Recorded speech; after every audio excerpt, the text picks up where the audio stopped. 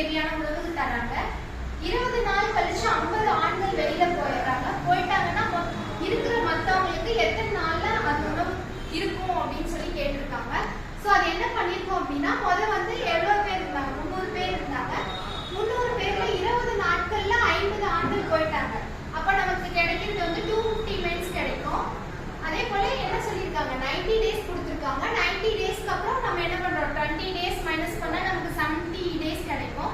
So இது என்ன பண்ணிருக்கோம் அப்படின்னா 300 டிவைடட் பை 250 பண்ணிருக்கோம். ஸோ நமக்கு தெரியாத கொஸ்டின்ஸ் எத்தனை நாட்கள்னு தெரியாதுல்ல. ஸோ அதை வந்து நம்ம என்ன பண்ணிருக்கோம், எக்ஸல் எடுத்துக்கிறோம்.